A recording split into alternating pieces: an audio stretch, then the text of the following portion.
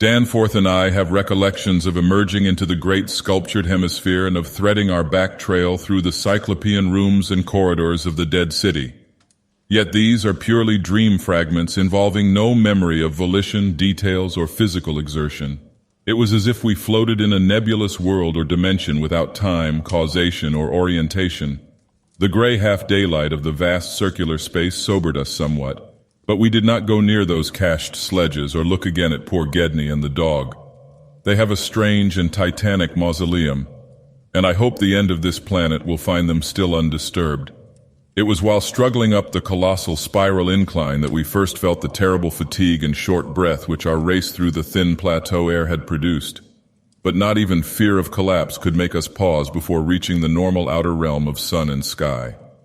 There was something vaguely appropriate about our departure from those buried epochs, for as we wound our panting way up the 60-foot cylinder of primal masonry, we glimpsed beside us a continuous procession of heroic sculptures in the dead race's early and undecayed technique, a farewell from the old ones written 50 million years ago.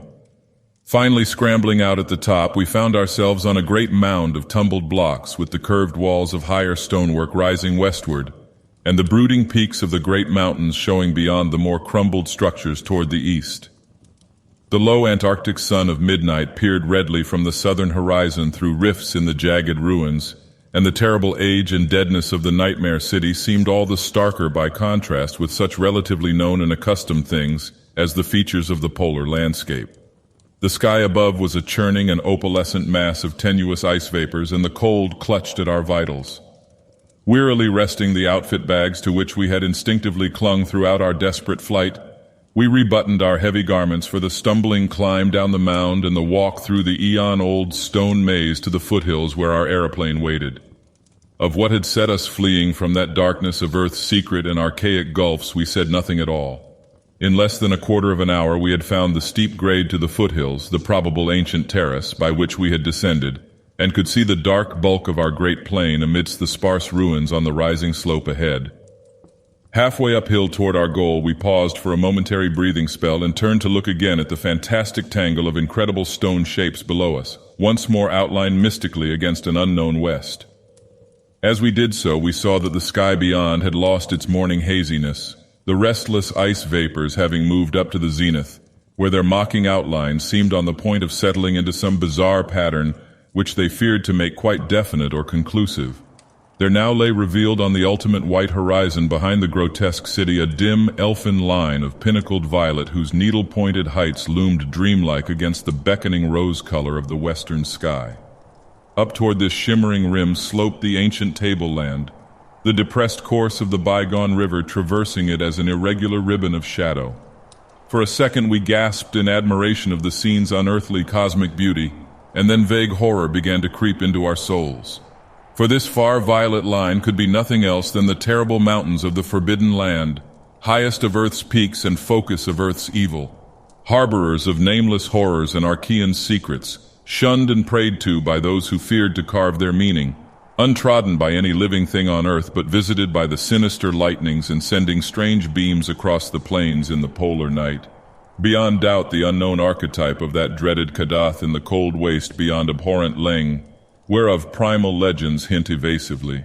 If the sculptured maps and pictures in that pre-human city had told truly, these cryptic violet mountains could not be much less than 300 miles away, yet none the less sharply did their dim elfin essence appear above that remote and snowy rim, like the serrated edge of a monstrous alien planet about to rise into unaccustomed heavens.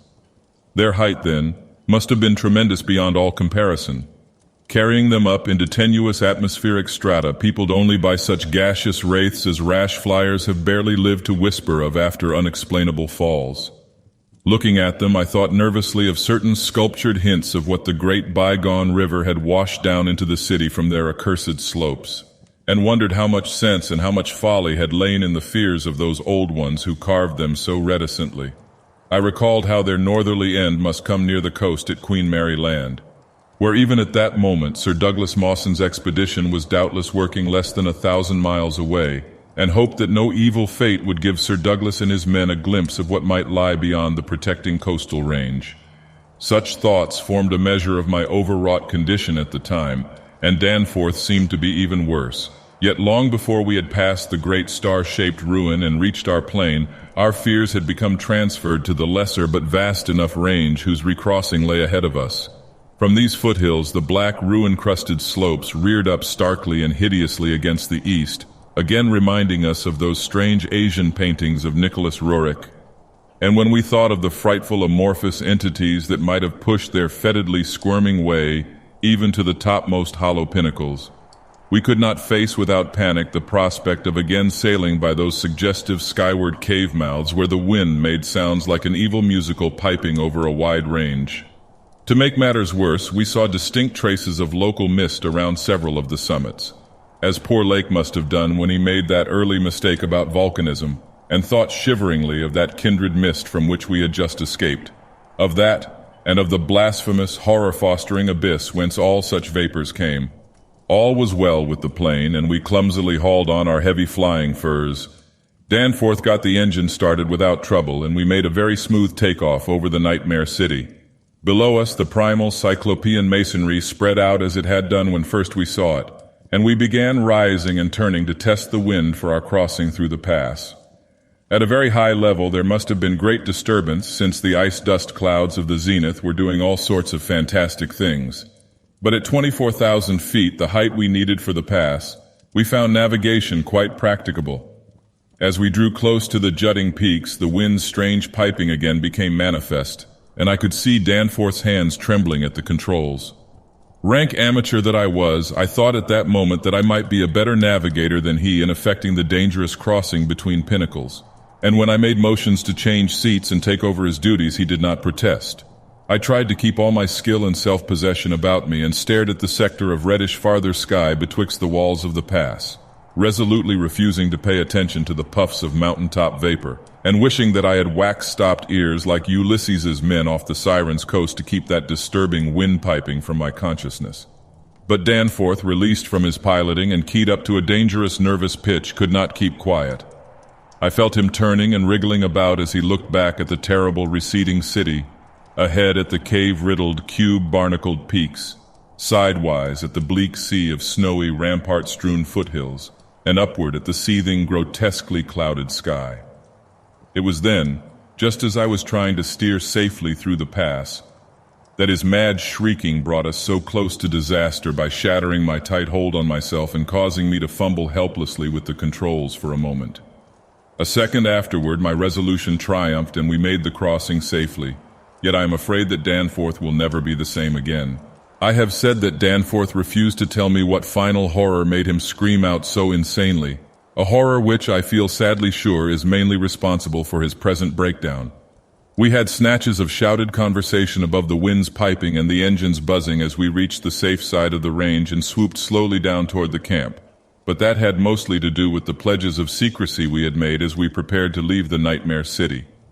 Certain things, we had agreed, were not for people to know and discuss lightly, and I would not speak of them now but for the need of heading off that Starkweather Moor expedition, and others at any cost.